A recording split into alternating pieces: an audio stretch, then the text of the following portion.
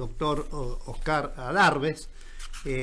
Oscar Adarves, nosotros lo hemos entrevistado muchísimas veces. Él ha tenido la gentileza siempre de darnos buena información.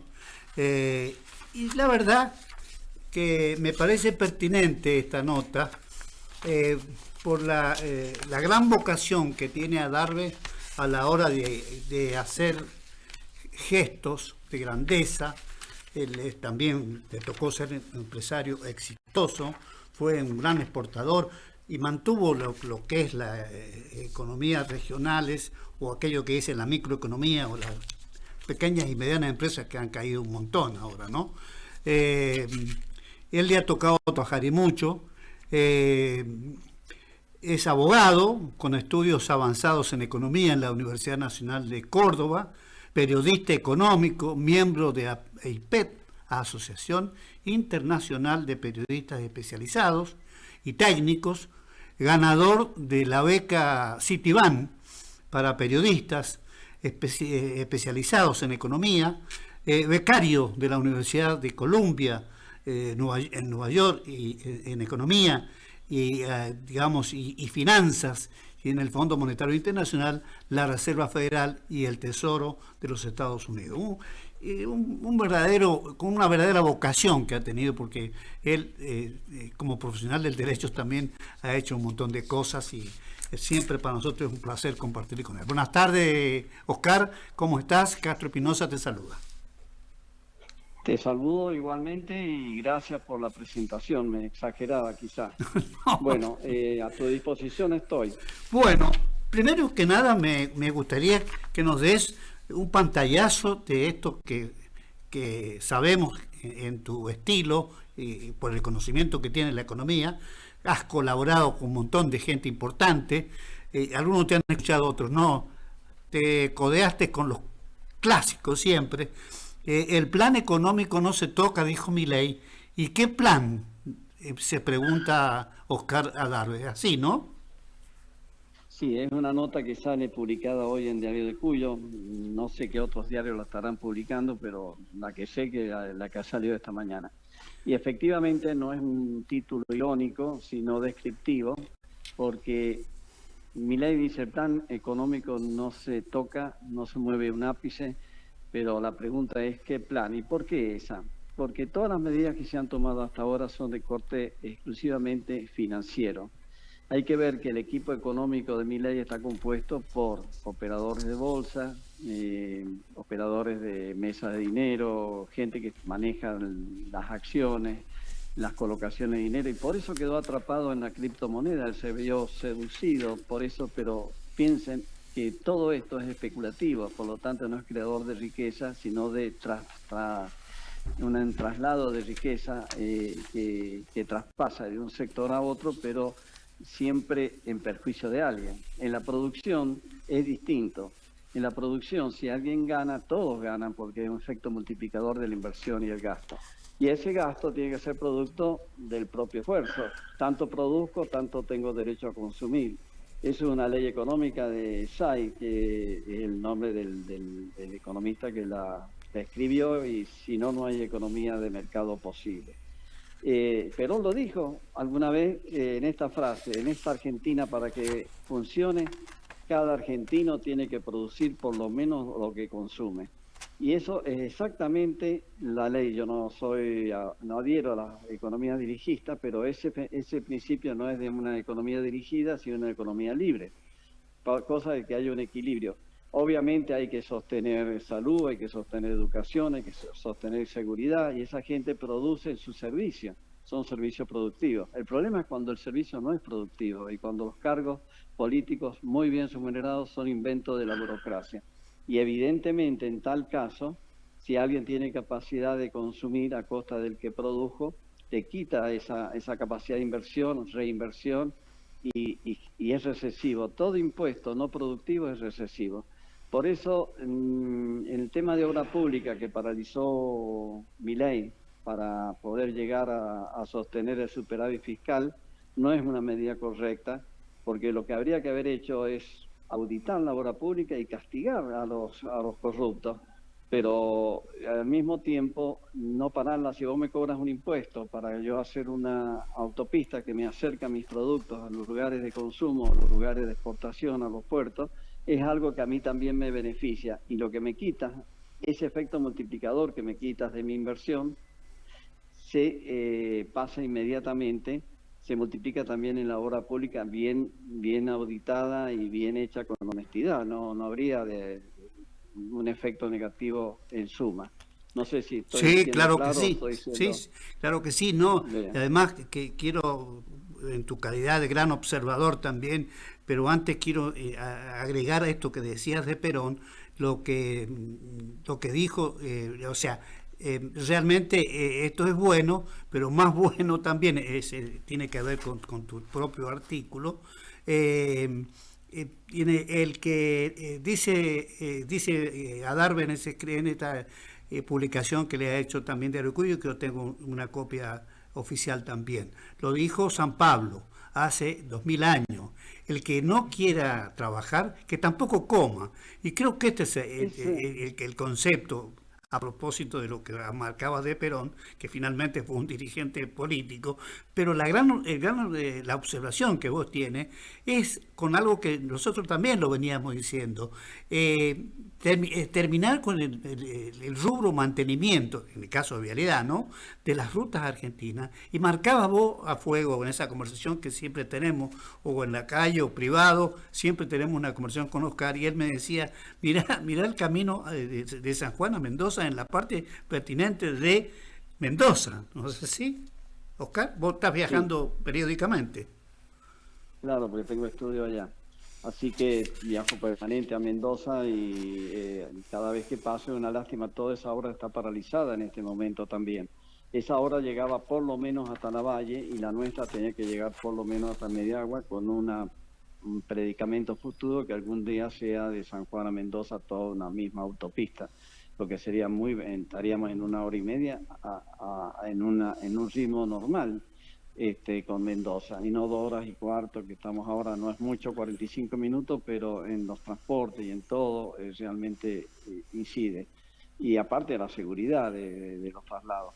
Es una lástima que se haya apuntado a la obra pública, que se haya apuntado a los jubilados y se haya apuntado a los discapacitados, cuando tenés tantísimo para poder haber reducido. El servicio exterior, por ejemplo, que fue en su momento copado por la Cámpora, podría perfectamente ser suprimido. Yo no digo los consulados tienen que seguir quedando, pero los consulados funcionan en un departamento de 3 ambientes y a bajo costo, porque no es lo mismo, no son funcionarios diplomáticos. El funcionario diplomático son todos puestos de la política. A mí me ha servido, digamos, soy testigo de esta anécdota, ir a una embajada por negocios de exportación o importación, pedir información sobre los contactos que tenía el encargado de negocios, y me han dado una guía que yo la podía bajar por internet. Digo, pero si esto yo ya lo tengo por internet, ¿qué gestión hacen ustedes respecto de esto? Te pongo un ejemplo. Chile no tiene calcita. San Juan tiene calcita. La calcita es muy necesaria por una cantidad enorme de industria. No voy a decir el detalle porque los voy a cansar. Pero son grandes importadores de cal, y fundamentalmente sería sin límite de calcita. Pero no tienen ningún contacto. Cuando yo digo, pero ¿y qué es lo que hacen? Bueno, nosotros tenemos un cargo político, usted entienda. Y lo mismo sucede con el encargado cultural, el encargado, aparte del encargado de negocio, el agregado militar, son todos puestos al cohete, y realmente cuesta muchísimo dinero porque se paga conforme a la moneda del país de donde está funcionando, con muchas decenas de dólares por funcionario. Entonces, un país que gasta tanto sin sentido termina como estamos, porque eso implica o mayores impuestos o emisión de moneda. No emito moneda, tengo que cobrar mayores impuestos. Bajo los impuestos, entonces para poder nivelar el gasto público no gasto en nada, y entonces pasa lo que ha pasado. No hay plata para nadie, pero así cualquiera. O sea, si yo no pago la luz, no pago el gas, no pago nada en mi casa, también voy a nivelar mi presupuesto, pero me van a cortar la luz, me van a cortar el gas. En este caso, le han cortado la confianza al gobierno nacional. Él tendría que haber hecho una superestructuración del Estado con algunas cosas que también vemos. que la justicia, equivocadamente entiendo yo, porque las medidas políticas no son judiciales, y si yo decido terminar con un organismo, no me puede la justicia parar. Hoy día estaba viendo que hay un fallo de un juez federal de Mendoza que impide que se haga una reestructuración del INB. Eso yo no lo he profundizado al fallo, lo tengo que ver, pero creo que debe tener falencias graves porque el juez no tiene nada que hacer si no le gusta, que se mete en política, llegue a ser presidente o ser diputado y presente un proyecto de ley en contra. Pero la justicia no puede parar las reformas indispensables del Estado. Claro, claro. Y en este artículo que bien dice Oscar, publica el Diario de Cuyo, tiene un capítulo de conclusión y alternativa del gobierno. Nada de lo que dice el gobierno es verdad. Y a ello se le han sumado los hechos de corrupción que han trascendido. Cobran las entrevistas presidenciales, la estafa Libra y las coimas con los remedios y de los discapacitados sin dar respuesta digamos, coherente alguna en su defensa, queriendo el cambio, matar al mensajero, es decir, persiguiendo a los periodistas que han investigado, descubriendo y difundido estos hechos, lo cual ha llevado al fracaso de estas elecciones que se puede repetir en las de que viene en el mes de octubre. Es así. Este es un razonamiento central también en tu artículo, ¿no? Sí, no importa si los periodistas tienen una inclinación, un sesgo o lo que fuera, son los periodistas de C5N, no importa, lo que importa es si la investigación es verdad o no es verdad. Y si han investigado y no hay respuesta coherente y quieren, en vez de responder, quieren castigarlo por haber difundido algo que les ha significado un perjuicio en la credibilidad de la gente, realmente es absurdo, es propio de una mentalidad totalitaria. Yo en eso no estoy de acuerdo, tan es así que siempre hemos dicho que un principio liberal, yo soy liberal y me confieso, y he probado toda mi vida que lo he sido, es yo no estoy de acuerdo con tus ideas, pero daría mi vida para que puedas expresarlas. Quien no esté de acuerdo con eso no es liberal, porque si vos tienes argumentos y estás convencido de tus ideas, hasta te las perfeccionas en el debate con el adversario, así sea totalmente opuesto. Debes tener mejores argumentos que el otro. Yo tengo uno, por ejemplo, entre lo que es un gobierno que respeta la libertad de su pueblo y los que lo someten a economías dirigidas y la pérdida de las libertades individuales, que los países comunistas pusieron muros para que la gente no escape y los países liberales tienen que poner muros para que la gente no entre. Yo creo que eso es más que elocuente para demostrar cuál es un sistema y cuál es el otro. ¿Por qué la gente se quiere ir a los países donde hay libertad y quiere escapar de los países que no hay libertad? Entonces yo estoy de acuerdo con la libertad, pero no estoy de acuerdo con la forma que se diseña la solución que propone este gobierno. Resuelto todo por artilugios financieros y no por resolverlo por medidas económicas de fondo que pasan por proporcionar el gasto público al Producto Bruto, y tiene que ser mucho menos. Te pongo un ejemplo. Paraguay, por ley, tiene el 14,5% de la presión tributaria sobre el Producto Bruto. Tiene un sistema que es 10, 10 y 10. 10 de IVA, 10 de ganancia y 10 de impuestos generales, pero sumados en conjunto pesa sobre el Producto Bruto 14,5%. Y eso hace que Paraguay ha crecido una brutalidad no teniendo las posibilidades que tenemos nosotros. No tiene puerto tiene puerto fluvial, pero no tiene grandes barcos que salgan al Atlántico. Tiene que hacer ahí un recambio para hacer un transporte hasta el puerto de Buenos Aires o el de Uruguay y cargar ahí barcos que salgan a Europa. De todas maneras, ha crecido tremendamente con empresas que se han radicado de verdad. Una de ellas, por ejemplo, la que hace perfiles de aluminio, que con capitales argentinos y brasileros ha crecido. Es un ejemplo. Son montones las empresas que se han radicado en Paraguay, siendo que Paraguay no tiene las posibilidades que tenemos nosotros. Y el guaraní tiene una estabilidad monetaria, su moneda es muy, muy estable, lo que ha permitido sostener los gobernantes paraguayos, país que conozco mucho porque yo he tenido negocios con Paraguay y he tenido puestos de venta en Paraguay, las clases acomodadas mandan a sus hijos a estudiar a Estados Unidos, a Harvard y toda esa parte. Y son gente muy, muy capaz, muy bien formados. Y entonces aplican soluciones lógicas. Lo que pasa es que me parece que el presidente, sin desmerecerlo, capaz que me equivoco, tiene muy buena formación teórica, pero muy poca experiencia de vida productiva. No se ha gastado en la calle viendo o palpando, si no, no hubiera abierto importaciones con forma para poder sostener los precios internos. Primero darme las condiciones que tienen los demás y recién ponerme en competencia. Es como si sos manager de un boxeador y en el rincón, en vez de ponerle vaselina, dársele masaje, lo atás y lo haces un salami y lo mandás a pelear así todo atado. Evidentemente lo van a llenar de trompadas. Ese sería un ejemplo práctico de lo que pasa con nuestra economía, nuestros productores y el falso discurso que hay especulación interna, por eso yo los mato importo productos que tienen mucho menos impuestos de donde vienen, tienen mucho menos costos internos, y nosotros el costo argentino es el costo de la política y la corrupción en la espalda de cada argentino que produce. Eso es lo que nos lleva para atrás. Claro, y claro. Eso no se ha resuelto. Exacto. Al contrario. Pero también Oscar Adarves, en este artículo que publica, repito, el Diario de Cuyo, se pregunta qué alternativa le queda al gobierno entonces. Hacer lo que prometió. Exacto. Terminar con la corrupción y muy especialmente la de su entorno y aplicar la motosierra en todo caso en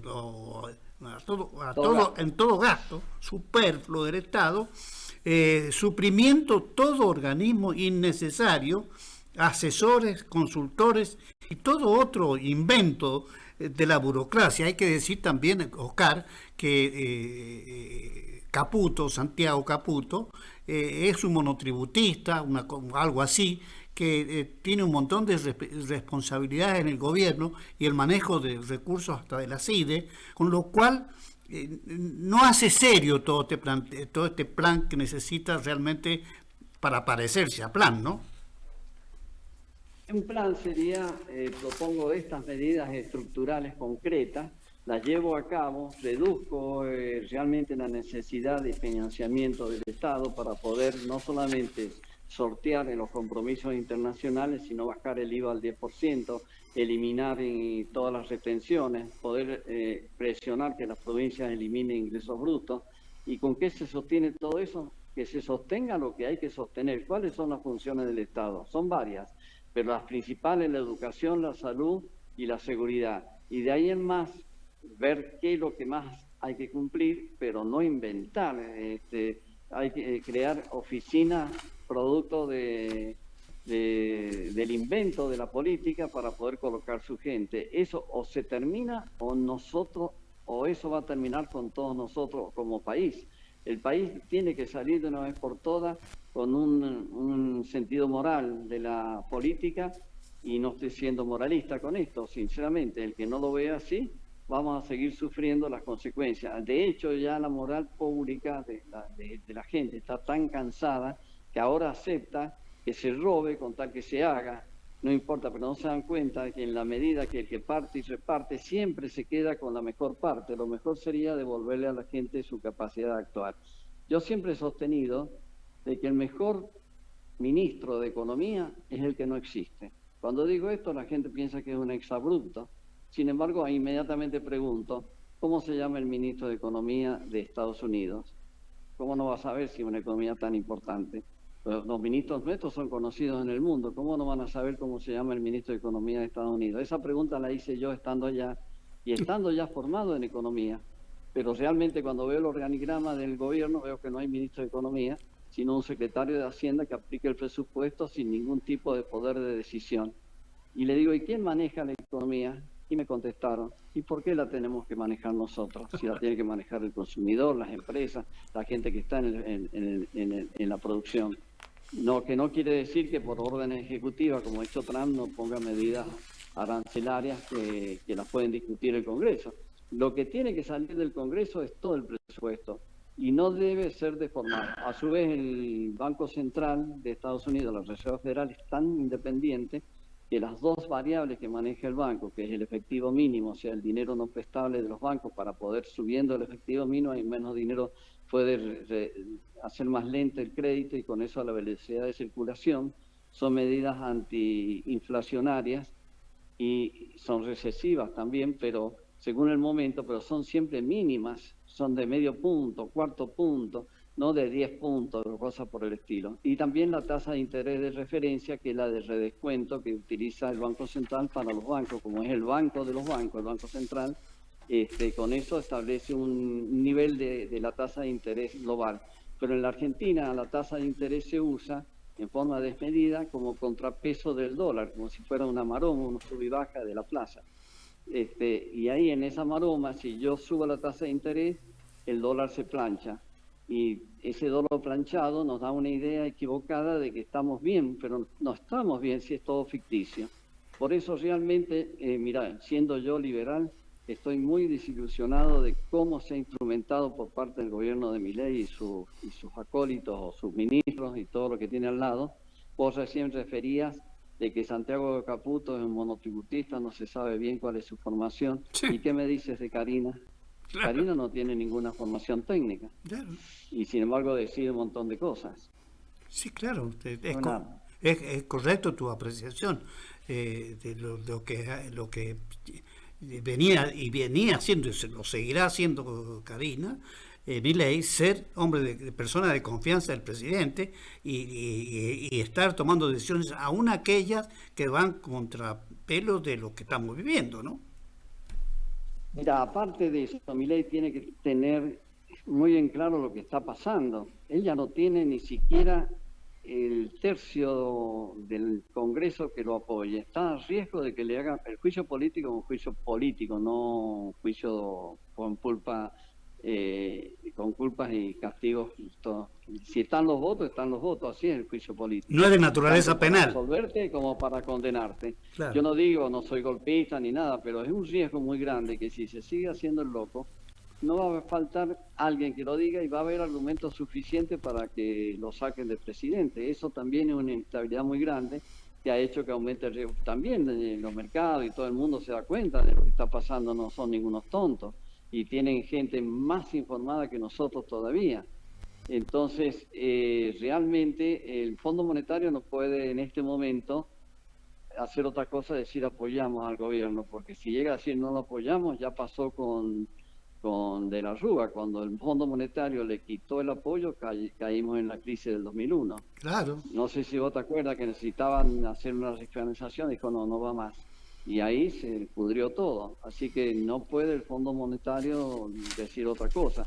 El Fondo Monetario la gente tampoco no sabe lo que es y por ahí tiene preconceptos equivocados. El Fondo Monetario es como una mutual de naciones donde también forma parte Rusia y China, para decirte quiénes lo componen. Por eso cuando Fernández quería quedar bien con Putin, le decía lo del Fondo Monetario, con la deuda que ya teníamos en ese tiempo, y lo miraba como si fueran estúpidos, porque también le debemos a los rusos y también le debemos a los chinos los aportes que esos países hacen para que nos den a nosotros. Entonces, obviamente que este aporte extraordinario con seguridad lo ha fondeado Estados Unidos en su mayoría. Estados Unidos tiene el 16,66% del poder en el Fondo Monetario y el otro 84% está repartido en todas las naciones del mundo. Y la componen todas las naciones del mundo menos Corea del Norte y Cuba. Pero la demás, no sé si quedará algún otro país desconocido que no forme parte, puede ser, pero no son conocidos. De los conocidos, Corea del Norte y Cuba no forman parte. Y lo demás, el hecho de ser parte del Fondo Monetario ni siquiera es una obligación, no podemos salir mañana si queremos. Pagamos y nos salimos y nunca más participamos. Pero es una decisión voluntaria nuestra de haber adherido, y no es mala, porque en caso de estos auxilios financieros, como no es una institución de crédito, no es un banco, la tasa de interés es una tasa de interés de referencia mundial, de la más baja del mundo que podíamos conseguir nosotros. No con eso quiero decir que nos tengamos que endeudar. Yo diría que no nos tenemos que endeudar. Le copiemos a los noruegos, que no solamente no se endeuda, sino que ahorra, y han ahorrado fortunas. El Fondo de Reserva de Noruega, yo invito a los que nos están escuchando, que lo miren en Google. Es tremendo. Yo cuando estuve iban por el billón o sea, millón de dólares y son menos habitantes que Paraguay. Y actualmente llevan 1.500.000 de millones, o sea, 1.500.000 millones de millones de dólares ahorrados, que ellos lo prestan.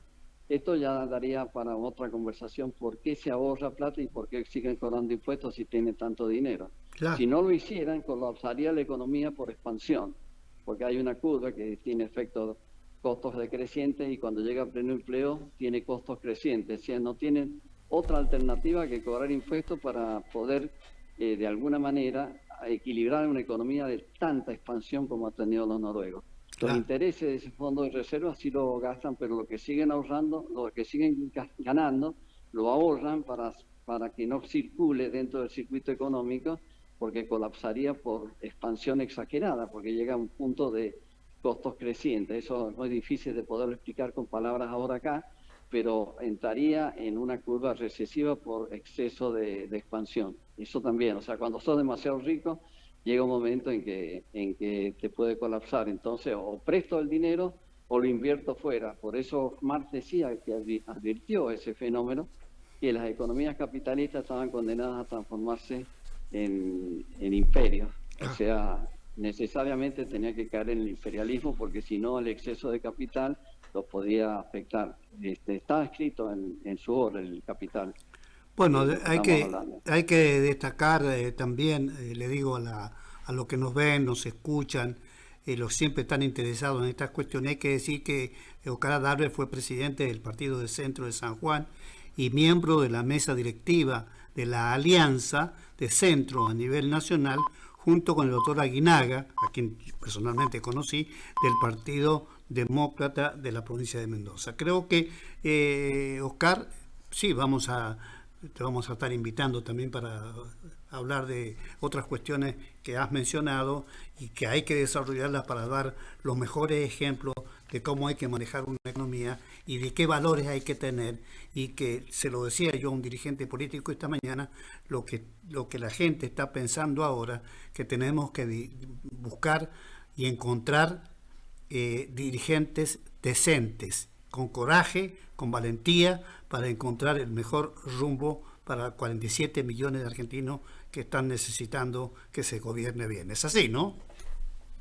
Yo te agradezco la referencia que has hecho, porque nadie puede dudar de que esta observación mía tiene algo que ver en contra del liberalismo. Al contrario, está a favor de un liberalismo bien aplicado, que pasa por priorizar el trabajo productivo, la inversión de los que trabajan y producen, y terminar de una vez por todas con toda especulación financiera, porque eso nos va a frenar y nos va a mandar al cadalso, como nos está mandando en este momento. No puede haber un problema económico solucionado con artilugio financiero. Es un maquillaje, nos vamos a tapar la cara, vamos a esconder la realidad, y cuando queramos reaccionar vamos a estar ya al borde del precipicio. Claro que sí, claro que sí. Y muchísimas gracias por compartir toda esta documentación, que la hemos tenido en tiempo y forma y queríamos tratarla en el día de hoy. Gracias, Oscar.